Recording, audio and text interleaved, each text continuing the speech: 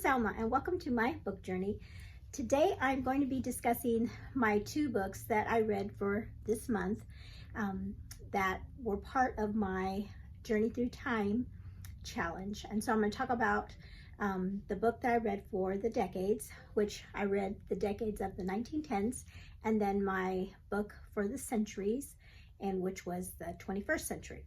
And so I'm going to let you know right now that this is going to be a spoiler video. I'm going to go full spoilers because I had thought about, should I just talk a little bit about it? But then some people reached out to me saying that they were going to group read or buddy read along with me this month with the books that I picked for January.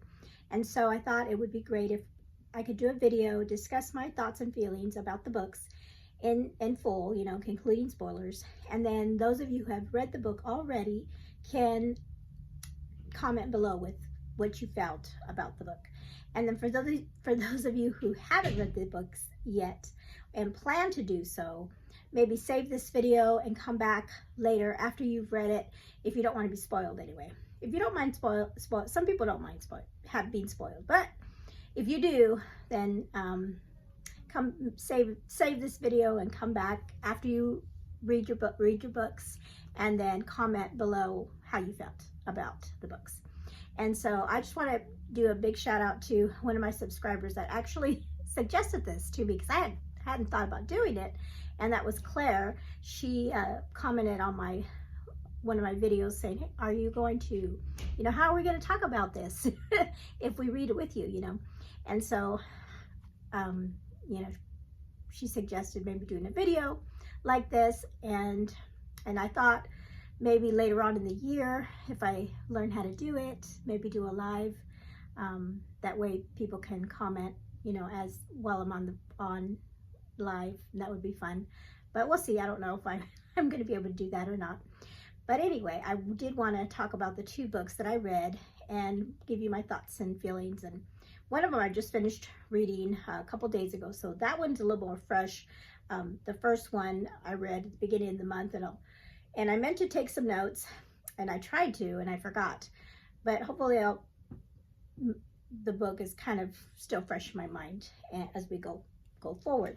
So, all right. So again, spoiler alert if you didn't catch that before. Okay, so the book that I read for the decades was Daddy Long Legs, and just a real fun thing. So at the beginning of the month, I did not have this copy. I was going to be reading, it was the only book that I did not own of all my books that I have for my challenge for the rest of the year. And the reason I picked this one was because I wanted to go along with Epistolary January that was happening, and that's what this book is. And so even though I didn't own it, I was just going to check it out from Libby, and at the beginning of the month I started to read it on digitally, and then I went with my husband. He had an appointment at the VA, and the VA had a nice big little free library for patients and things. And so I looked through it, and they had this book, and I have never seen this book in any little free library that I've ever been to. I've never seen that. And then the copy was this really pretty copy. I've seen other editions on Goodreads, but this one I always thought was the cutest one, and this is the one they had. And so I was super jazzed because and good thing I hadn't finished it yet. So I thought that's perfect. I can have the copy now to read instead of, sometimes reading on my phone on Kindle is kind of hard. Not Kindle, on Libby is pretty, sometimes I get sidetracked and I don't because I'm on my phone. So it was nice to have a copy. But anyway, so like I said, this book is an epistolary novel. That means that the whole book pretty much is letters. And what was really interesting, or maybe, I don't know, it kind of, I felt a different way about it because it was a one-way letters. It wasn't like most, a lot of epistolary novels, you're getting letters back and forth between 2 people. Well, this was just her. our main character, writing letters to Daddy Longlegs. And I kept thinking, is this person going to write back? But we'll get into that. Okay, so the premise of the book. We have a young girl. I believe she is 17. She's 17 maybe. She's aged out. She's an orphan, and she is, and this, like I said, this book was written in 1911, I believe. So way back. So a lot of different perspectives on the way people lived and spoke. But anyway, she was an orphan, and instead of being at an orphanage, they called it an asylum. So I was like, okay. And she had been there, it sounded like since birth pretty much, and she was, like I said, she had aged out, but yet she was still, they were kind of like allowing her to still stay at the asylum with all the other kids, but she was having to work. You know, she was taking care of the older kid, the younger kids, and doing work, and you know, and then what ends up happening is that she is, well, she is, I guess she was blessed, really blessed, because they had a board of people that, what was the board called? They came, and they came once a month, I think, is what she called it, or what she said. But anyway, the trustees, board trustees, and one of them, the trustees, since she was older, and the lady in charge went out to the trustee and said, hey, in the past, this trustee, this man, had given money to help young men, like he would pay for their college and things. And so she reached out to him saying, hey, you know, what about her? And her name is Jerusha. And what about Jerusha? Would you be willing to be her sponsor and help her out, and that way she can go to college and you know do something with her life? And at first, you know, I guess this trustee didn't want to, or you know, he was just wanting to do that for young men, but he ended up saying yes, but he had some conditions. And so she's telling Jerusha this, you know, he is gonna be your benefactor. He's going to pay your way to college, and he only has he has some conditions. And one of them was that he wanted her to write to him. And she was like, okay, you know, but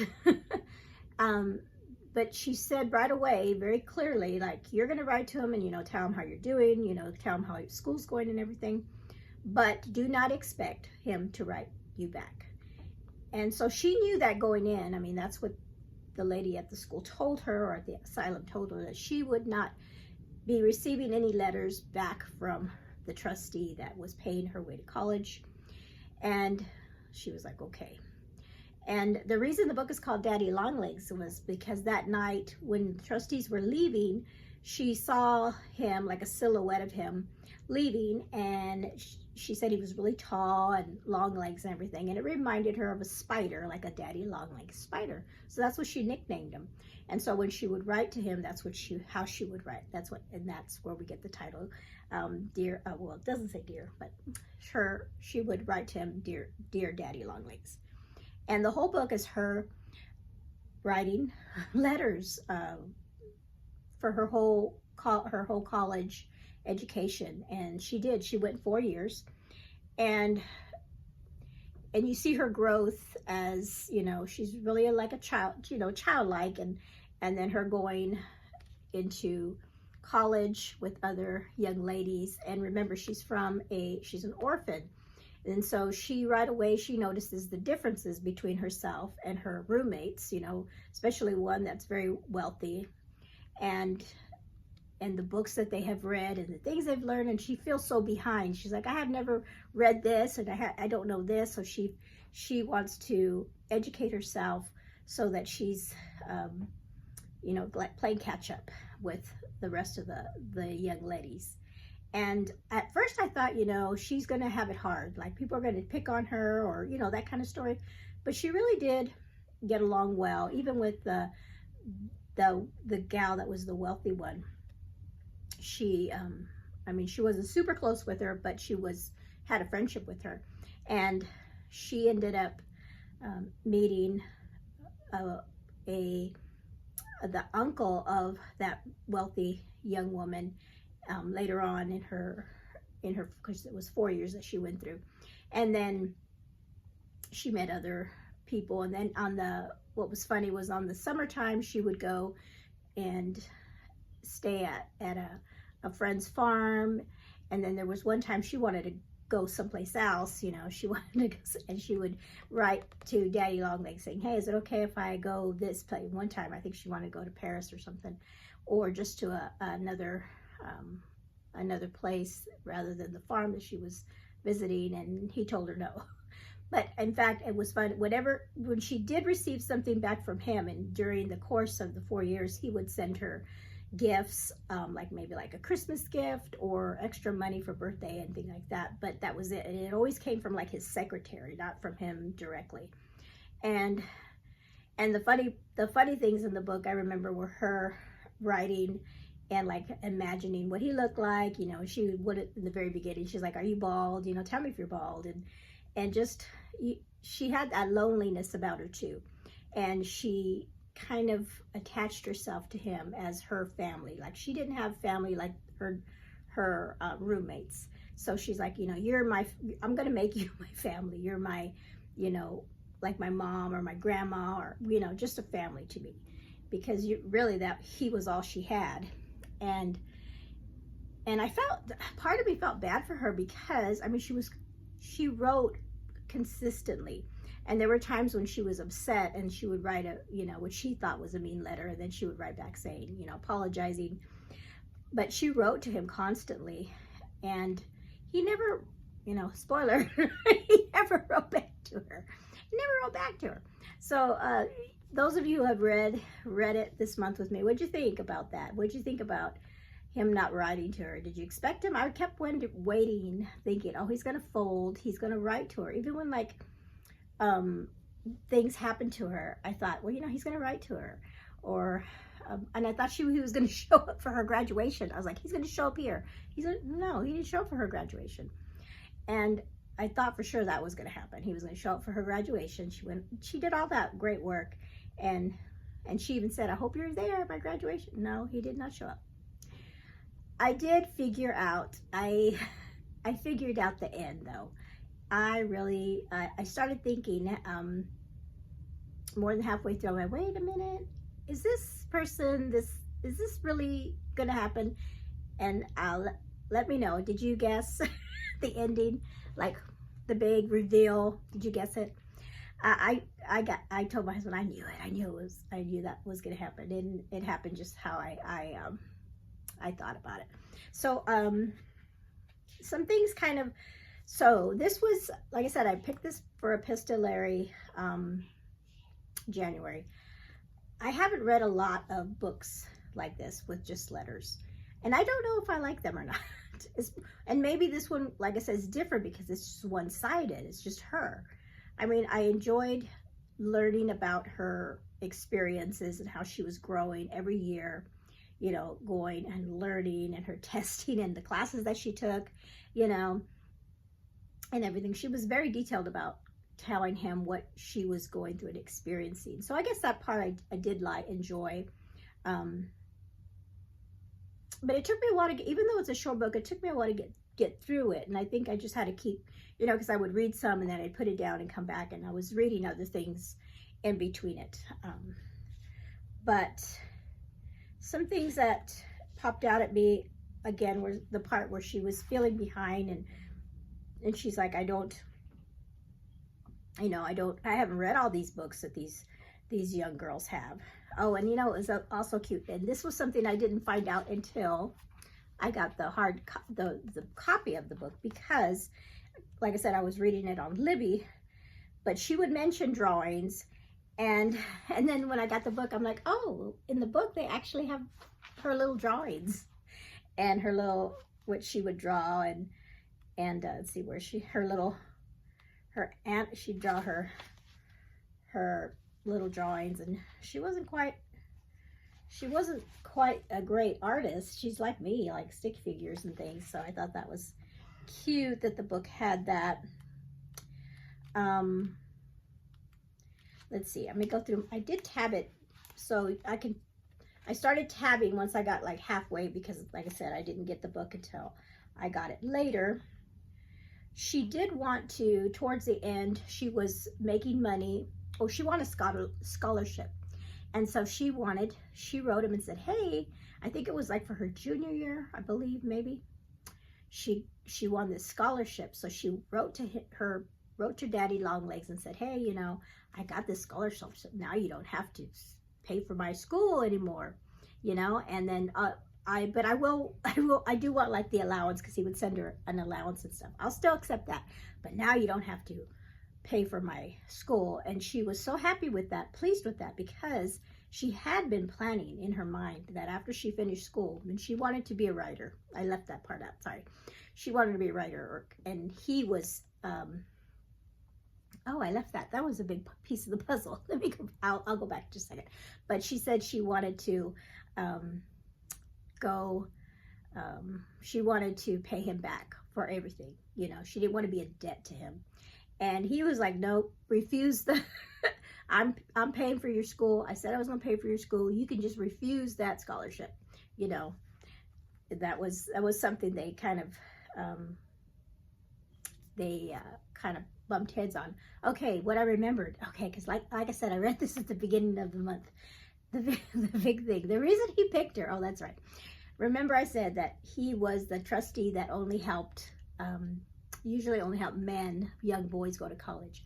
Well, the woman that ran the asylum, she let him read something that Jerusha had written, and he liked it, and he said, you know, she could go to school, college, and be, you know, use that skill and become a writer, you know. So she was always telling him, you know, how am I going to, you know, I don't know if I can be a writer. You expect me to be a writer? So that was part of her every day. And throughout the years, she would, you know, tell him how that was going as far as writing. And she wrote a couple things. There was one thing that she wrote, and then she ended up tossing it, and then she ended up writing other things. So she did do that. But I totally forgot about that he had read something that she wrote, and that's why he was one of the reasons he let her, he wanted to go ahead and pay for her schooling so that she could get an education and become a good writer. Okay, so that was one thing I had. Let's see. She talked about books, and I kind of felt like her in a way when she was talking about when she was there at this college, and she was comparing herself with these other girls, and she's like, I haven't read any of these books, you know. I haven't read all these books that these girls are saying they know, and I haven't read them. And there's been a lot of times, and in fact, I was talking to my daughter about something similar that happened with me. Reading like these old classics, like middle grade classics that a lot of people have read, and it's like, I've never read any of these, and I didn't read them in school either. And like Anne of Green Gables, I just read that last year. And Little Women, I've never read Little Women or Secret Garden or all these old classic, really great middle grade classic books. And I'm thinking, why didn't I read those in school, in school? And I thought, well, you know what, I went to public school in California, and but even then I thought, you know, these books should have been like, hey, you should read this book or whatever. And I was talking to my daughter, and I'm getting sidetracked here, but we would, in our reading class, when we have our reading class, we would have like a big book of like stories and like a reading comprehension book, and that's what we would read. They never like gave us a book to read that I remember, you know, unless you read it like you went to the library yourself and checked out a book, that kind of thing. And then you just, you know, as a kid, you checked out whatever you liked, which is fine. But it wasn't something that they, you know, we're going to read this book this time, you know, this week or whatever. At least I don't remember that. And it wasn't until I was in high school that I was assigned, I guess, to read like novels. And then I was reading classics. So I skipped over all the Little Women and all that stuff. So now I'm reading it. I'm playing catch up, just like she was. And so, and yeah, so I felt like a little connection with her there, that she felt like she was behind, and she wanted to, and like she had missed out on stuff. And so, and she was enjoying reading those things. Okay, another thing that kind of stood out to me was her fascination with socialism. And I'm like, what year was this book written? In 1911?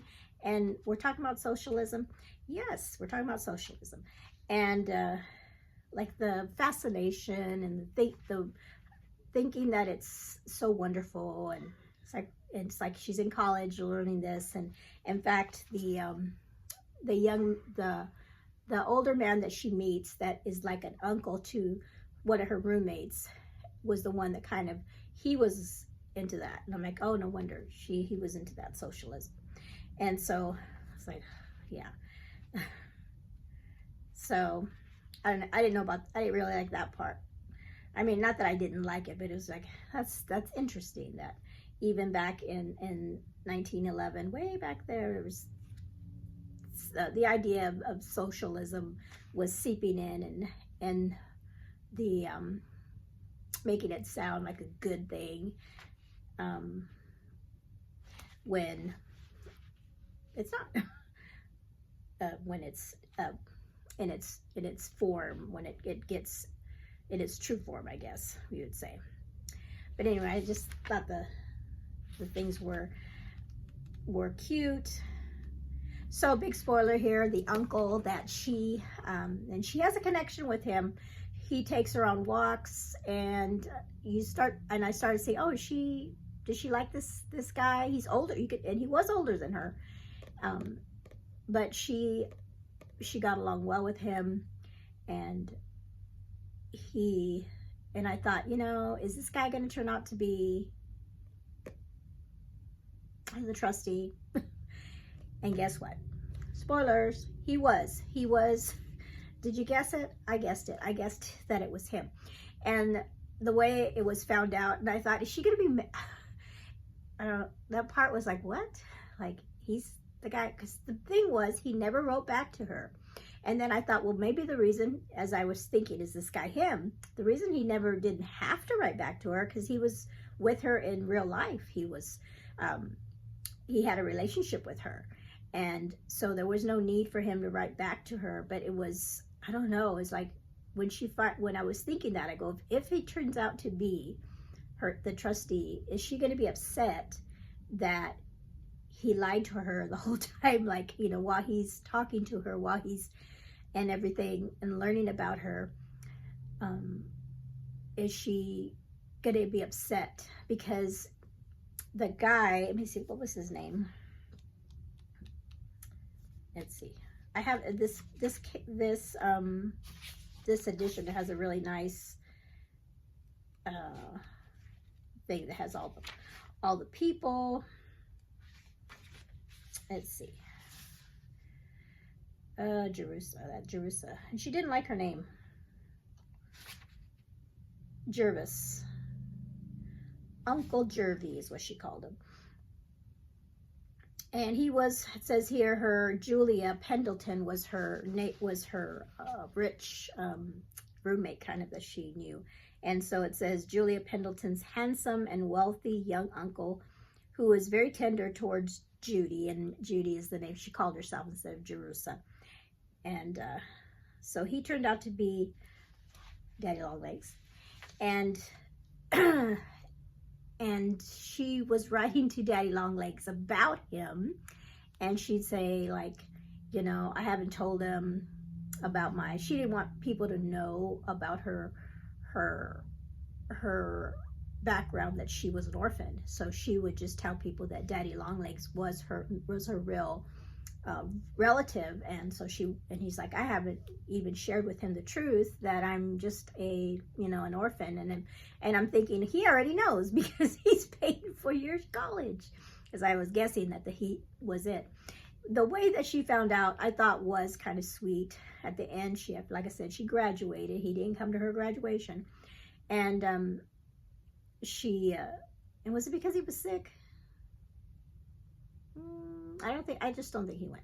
So she wrote finally, and she's graduated now, and she wants to, I want to meet, now that I'm done with college, I do want to meet you. And he agrees to meet her, and she says, he tells her, come. He actually writes, he did write to her. A final letter came right to him, and the handwriting was all shaky, and she thought, is something wrong with him, and he's older, is he sick or something? And she goes to him. I think that was to throw us off, to make us think he was an old guy. But so she went to the address where he said to meet him. She was so excited, and so she walks into this house, and it's Jervis, the guy that she knows. And at first she thinks that Jervis is, that Daddy Longlegs brought Jervis there to see her. Like it didn't click in her head that it was the same person. And then he even starts laughing, and he goes, why, how did he put it? He's like, didn't you know that it was me? Let's see. How does she put it? Even though at the end, the way she wrote, she was still like childlike to me. Like she was so excited. She's going to go see Daddy Longlegs. That's what he said.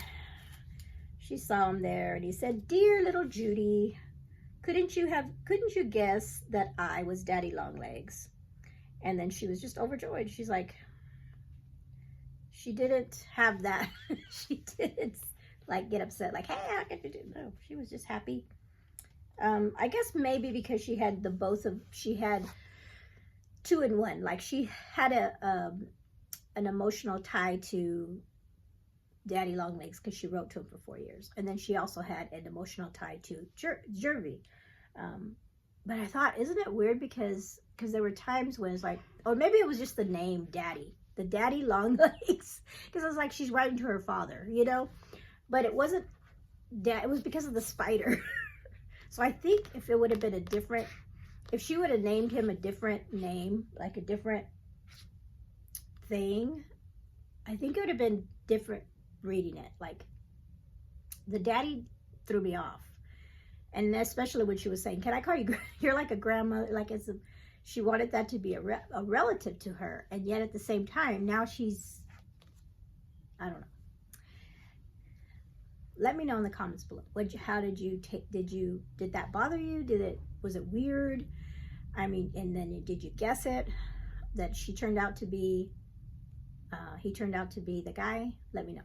Okay, sorry, I'm going way too long. I didn't want to go too long, but I did.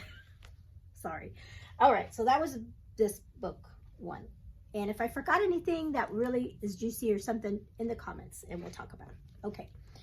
So the one for the centuries was so good. It's called The Lost Year by Catherine Marsh, and this one also had a connection because, like I said, the socialism that she was dipping her toes in and thinking it's just a wonderful thing. We see that come into play in this book, because this book, the reason I chose it for my 21st century was because it takes place in the year 2020, when the pandemic was happening. But it also is a dual timeline because we have a story that was happening in the 1930s in Ukraine. And so that story was the part of the book that I really, really enjoyed reading, because it was such a tragic story about a family going through living under Stalin, and the things that he did, his government did to the people living in Ukraine, and just the famine that was happening and people starving, and how Russia was covering it up because they didn't want the world to know what they were doing. They were keeping it, you know, not letting any news out at all of what was going on. And even in the United States was, they were just listening to what Russia, the propaganda that Russia was pushing out, and didn't want to believe what was actually happening. So we get a lot of that in the story. Our main character is a boy named Matthew, and he is living in New Jersey with his mom, and remember, this is during the pandemic, so he's home, you know, he's not in school, and it was like, you forget that was what, 5 years ago, and how everything, we all shut down. I was working at the time at a medical office, and so we heard about it, you know, before it all started happening. It was in the wind. It was like, you know, it's over here. We need to start preparing for it. And people were saying, is it going to come? And this is when it was just overseas. It's like, is it going to come, you know, to the United States? And they were saying, yeah, it's probably going to come. And then, of course, that point in time when they shut down the schools, they shut down everything. And I remember going, you will remember this too, it was only 5 years ago, when we had to go, when you went to the grocery store, they would only let, they would only let one person in from a family. So you would just go in, and they would only let so many people in. And I remember my mother-in-law would go real early when they would let senior citizens in earlier, so there wasn't so many people in the store. It's like, oh wow, you know, it was just crazy. And even in where I worked, they sent us home for a while, for the month of that first really bad month in April. I remember it was in April. They sent half of us home, and so we were working on a skeleton crew, and then so we were off for a whole week. I mean, we were on call technically, and then we went back, and that was for that 1 week, for that month. A lot of people were able to, because of their jobs, work from home, but as working in the medical field, we weren't able to work from home. We had to, you know, we had to be there for the patients. So I did, of course, the masks and all that stuff.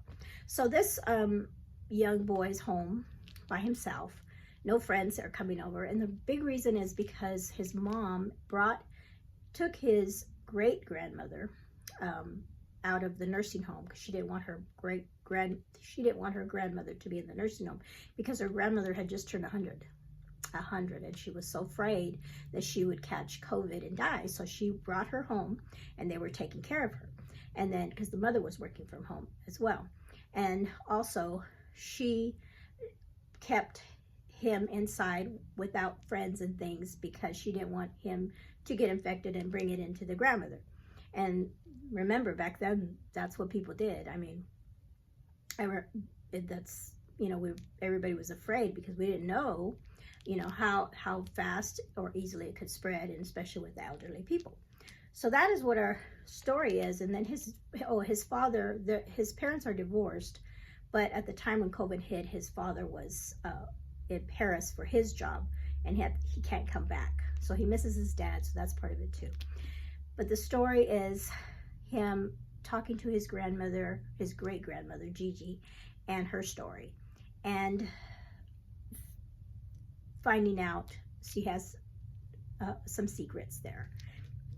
And she really just shares her story with her grandson, and tells him a story that she has never told anybody, not even her own daughter or her own granddaughter. They don't know. And I felt like it was I think she was ready to finally tell her story, because she knew she was coming to the end of her life, and she was sharing it with her grandson. And he was writing it down, and the story that she told was they knew that she was Ukrainian, and that she came over from Ukraine during, in the 1930s, to escape Stalin and things.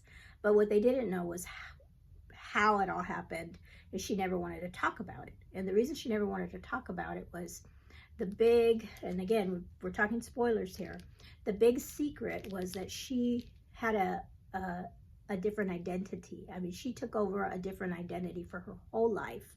And I can't even imagine that. So she pretended to be somebody her whole life. And at the very end, she said who she was and sharing it with her grandson. And I really thought that her story was really powerful. The things that she went through. And at first, when you're going, because the way it's set up is, you know, with a different, each chapter was a different character. And we're introduced to Helen, who was her cousin that was in the States. And then Mila, who was also her cousin that was living in Ukraine. And then Nadia, which was her Gigi's name. But at the end of the book, we find out that Nadia actually was Mila. She took Mila's identity to come over to the United States. And Mila, who is Gigi, she, in the beginning of the story, we see that she's full Stalin, you know, Papa Stalin, and her dad is in the government, and they just love, you know, Stalin and everything that they believe the propaganda. They believe, they hate who they are told to hate, and who her father hates. And then the big reveal is that the people that her father has tried to instill in his daughter to hate is actually his own family, and his family that was a brother that had gone on to leave the country, leave America for a better life, and in hopes of bringing money back to his family and hopefully bringing them all out, because they knew war was coming and they wanted to get out, but he wasn't able to. And that is Helen's father, that is Mila's cousin, that she didn't even know existed, because Mila's father never shared his true past because he wanted to keep that from his daughter. And Nadia, the real Nadia, comes and tries to get help from her father, and the father right away throws her out, and then Mila goes after her to try to help her. I love that part in the story. And then also the part of her going and helping her in the orphanage. And then it was just so sad. It was such a tragic story, and it's just horrible, the things that Stalin did to the people and the countries that he took over, and really messed up that country. And then as the grandmother was telling her story, she's like, you know, now, you know, we're starting to see Russia, you know, this is in the 2020, and then we're starting to see that Russia again had its eyes on Ukraine. And of course that was the war that ended up happening, and she was in fear for, you know, that whole cycle was going to happen again. And his father was a journalist, and he would share stuff as he was hearing things from his grandmother, and he's like, Dad, did you know that? And, you know, about what they did.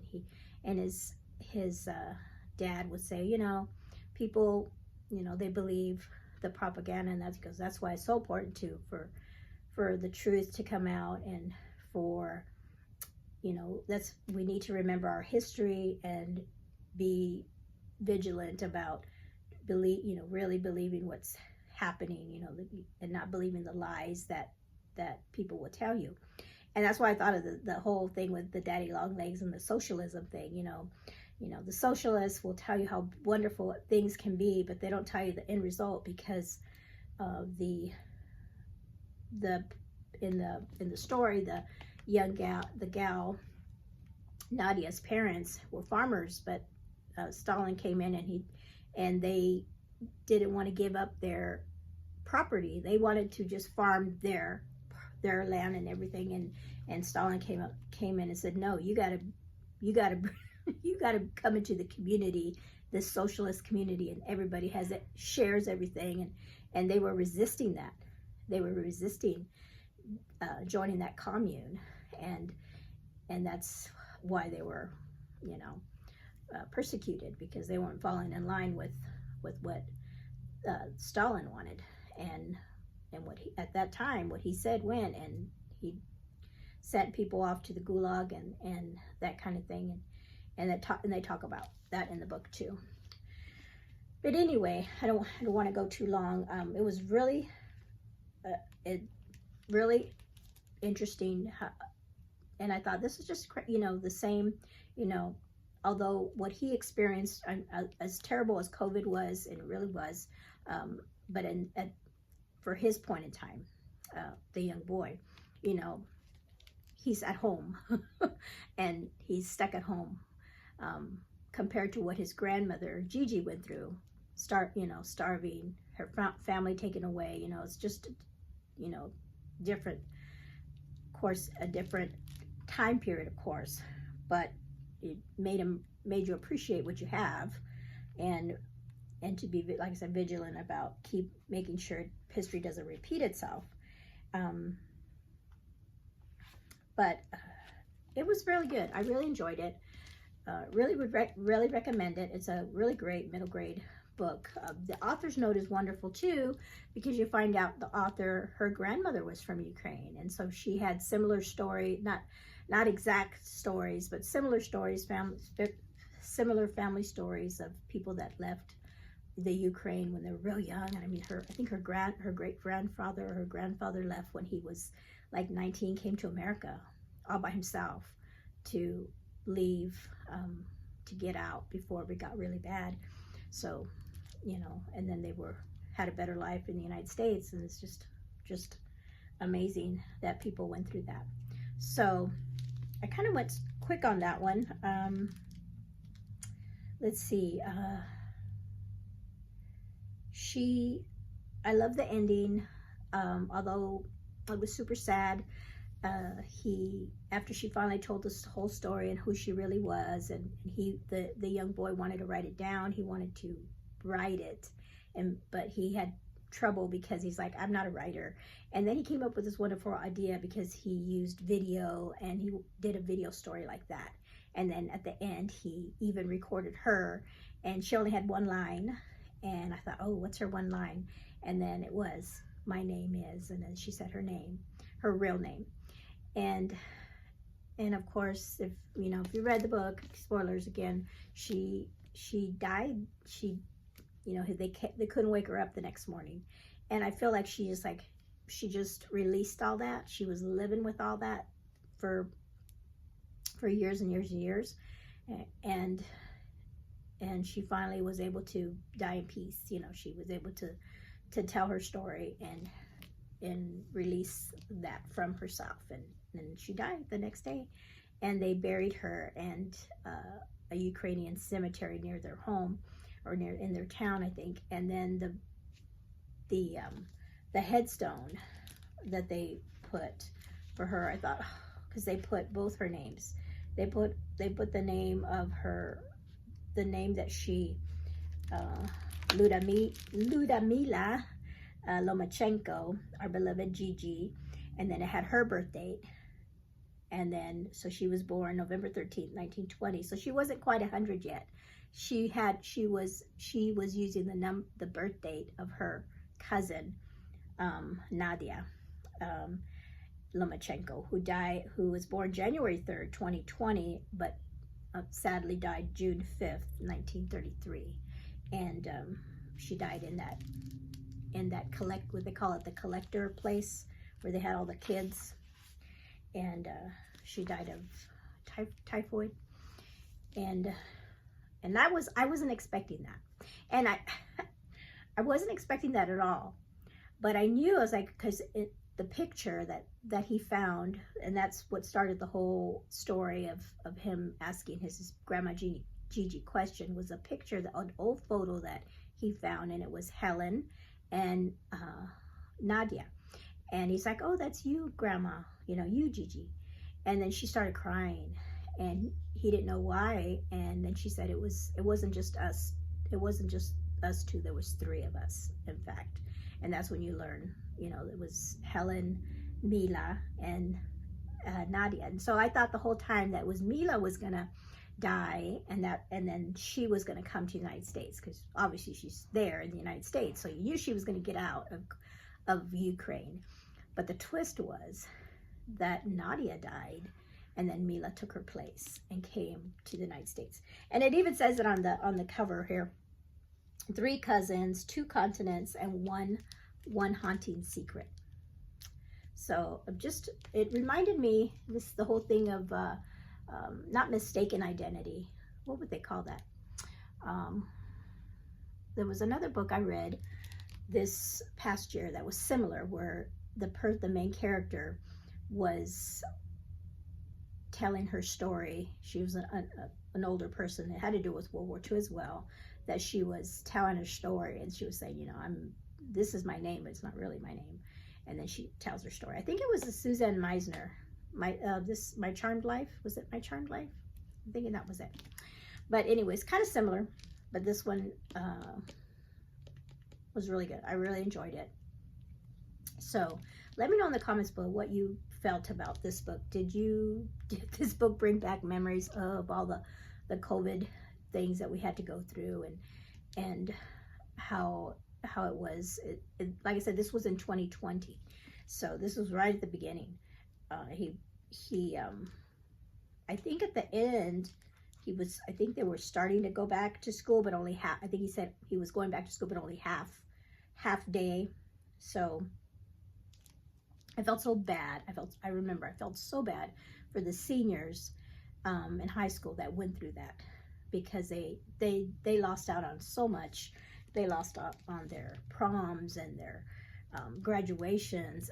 You know, they did the drive-by graduations, and just so, I mean, and then the kids really missed out with, they lost a lot. I mean, we'll know years from now when they do all these studies, and they'll say, you know, how that affected the children that were sent home and not being able to go to school for that period of time. They had to catch up that they, you know, that they lost.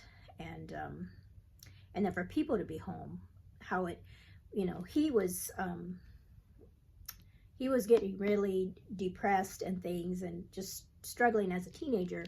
And there was also people that during that time that were dealing with, you know, struggles and things. And then he had the extra struggle because he couldn't see his dad.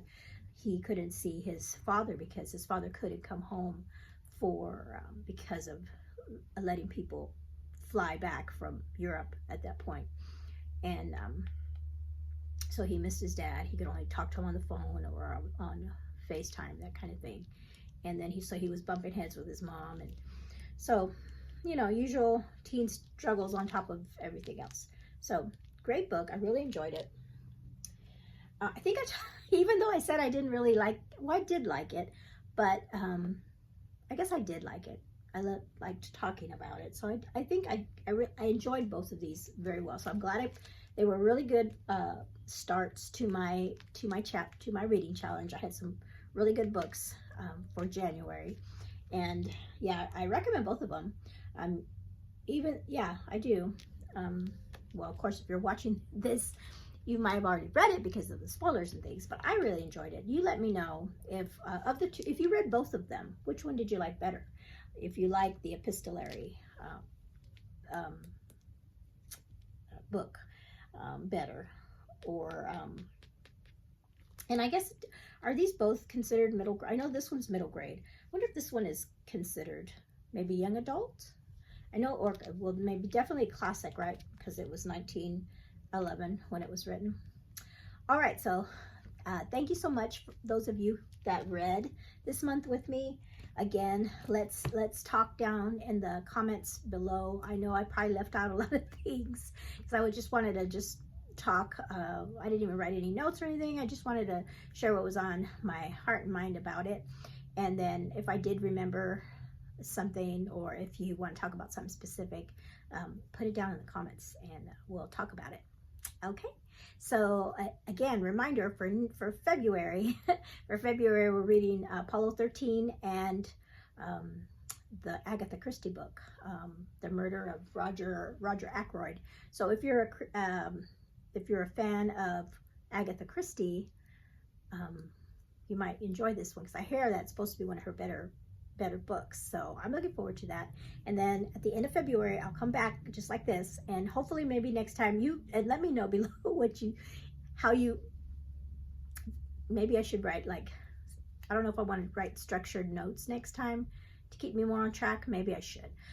I get kind of, going, I start and then I think, oh, wait a minute, I forgot about that. So maybe I should make some notes. I'll try to do better about that. But anyway, so again, comment below, and have a blessed day. Bye-bye.